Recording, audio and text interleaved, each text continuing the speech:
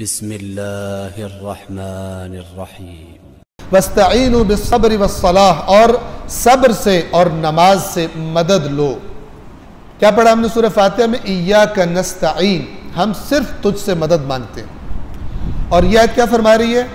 وَاسْتَعِينُوا، مدد لو، بِالصَّبْرِ، اللہ کہہ رہا ہے صبر اپنے اندر پیدا کرو، یہ تمہارا مددگار ہو جائے گا۔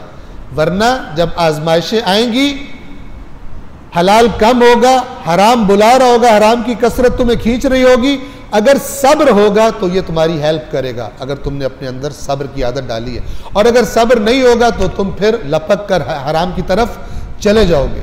والصلاۃ، اور نماز سے مدد لو۔ نماز کیسے مدد کرتی ہے؟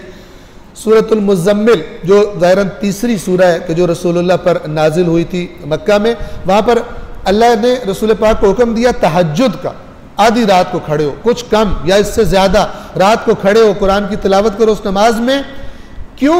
آپ اپنے آپ کو ریڈی کریں، اپنے آپ کو مزید طاقتور کریں۔ یہ طاقت کہاں سے آئے گی؟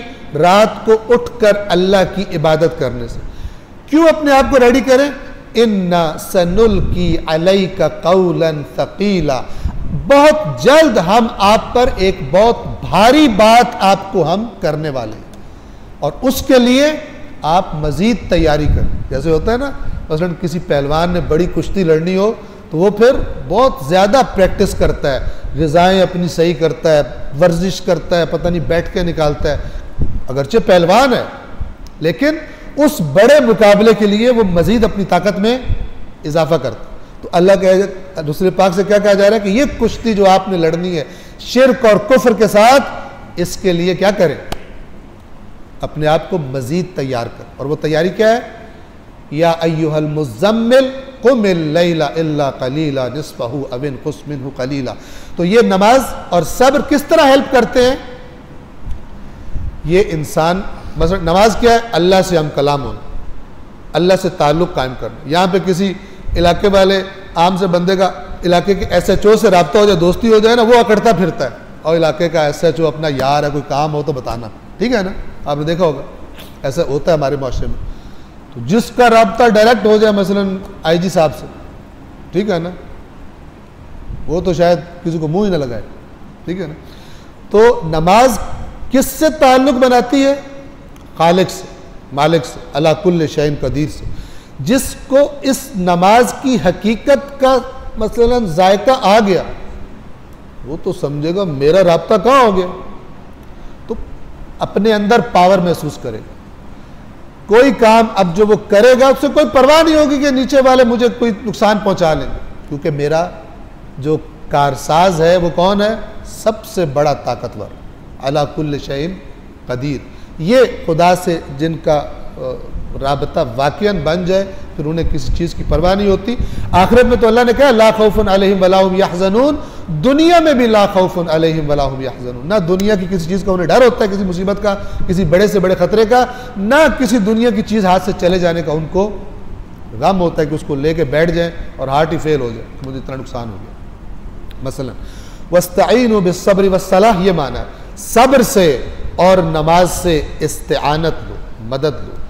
وَإِنَّهَا لَكَبِيرَةٌ، اور ہاں یقیناً یہ نماز بار گراں ہے، بڑا بھاری بوجھ ہے، نہیں اٹھتا لوگوں سے، نہیں پڑھتے نماز۔ کن کے لیے نہیں ہے بوجھ؟ إِلَّا عَلَى الْخَاشِعِينَ، سوائے خشوع، جن خشوع اور خضوع دو لفظ ہیں، ان کا فرق کیا ہے؟ خضوع کہتے ہیں ظاہر کا جھک جانا، خشوع کہتے ہیں اندر سے جھک جانا۔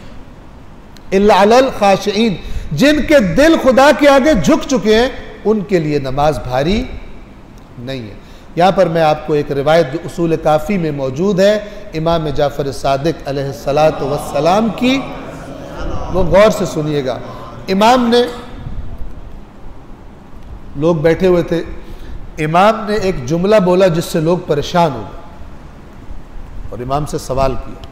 جملہ امام نے یہ بولا اس روایت، اس نقل کے مطابق، کہ میرے نزدیک، یعنی امام کے نزدیک، نماز نہ پڑھنے والا زانی سے برا ہے، زانی، زنا کرنے والے سے بدتر ہے میرے نزدیک جو نماز نہیں پڑھتا۔ سب پریشان ہو. زنا، کیونکہ زنا تو بہت بڑا گناہ کبیرہ ہے. ٹھیک ہے، نماز ایک دفعہ چھوڑ دی مثلا. لوگوں نے سوال کیا کہ ایسا کیوں ہے؟ امام نے فرمایا اس لیے کہ جو زنا کر بیٹھتا ہے وہ اپنے اندر کی اس طاقتور شہوت کی زد میں آ کے، یعنی ایک اندر سے ایک چیز زور لگاتی ہے اس سے وہ گناہ کروانے کے لیے، اس گناہ کے آگے، اس طاقت کے آگے، اس شہوت کی طاقت کے آگے وہ نہیں ٹک پاتا اور کر بیٹھتا ہے. لیکن جس طرح وہ شہوت کی طاقت اس کو کھینچتی ہے کہ تو جا کر زنا کر، بے نماز کو تو کوئی نہیں کھینچتا کہ تو نماز نہ پڑھ.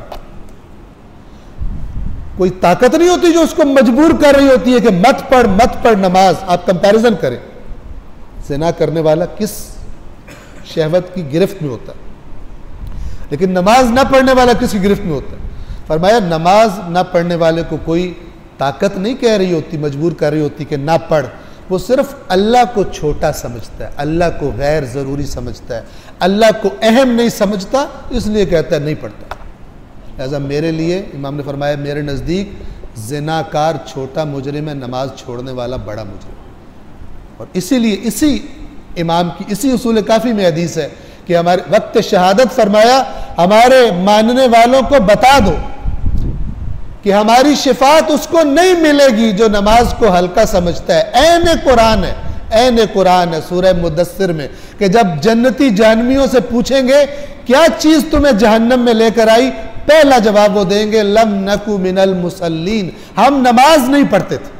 پہلا ریزن جہنم میں آنے کا. اور اگلے 2-3 ریزن ہیں، اور اس کے بعد وہ ریزن بتا کر اللہ فرماتا ہے فما تنفعہم شفاعت الشافعین. قرآن و اہل بیت جدا نہیں ہو سکتے. قرآن نے کہا یہ جو بے نماز تھے ان کو شفاعت کرنے والوں کی شفاعت کوئی نفع نہیں دے گی. اور یہ امام ہے جو اپنے وقت شہادت فرما رہے ہیں ہمارے شیعوں کو بتا دینا، میرا پیغام دے دینا، میری شفاعت، ہماری اہل بیت کی شفاعت اس کو نہیں نصیب ہوگی جو نماز کو ہلکا سمجھتا ہے. نہ پڑھنا تو دور کی بات ہے. اور آج بعض ڈرامے باز نماز کو کھیل بنا کے بیٹھے ہوئے، بعض کامیڈین اور کارٹون وہ ادھر ممبر پہ بیٹھ کے نماز کو ہلکا بنا کے لوگوں کے سامنے پیش کرتے ہیں، اپنا بیڑا بھی غرق کرتے ہیں، اور بیچارے ان نہ جاننے والوں کا دین کے معاملے میں سست، قرآن کے معاملے میں سست افراد کا بھی بیڑا اپنے ساتھ غرق کرتے ہیں. یقیناً نماز بہت بھاری ہے مگر خشوع رکھنے والوں کے لیے بھاری نہیں ہے.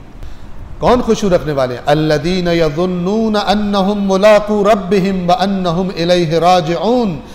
وہ لوگ ہیں خاشعین جنہیں اس بات کا خیال رہتا ہے کہ انہیں اپنے رب سے ملاقات کرنی ہے، اور انہیں خیال رہتا ہے کہ انہوں نے بالآخر پلٹ کے اپنے رب کے پاس جانا ہے.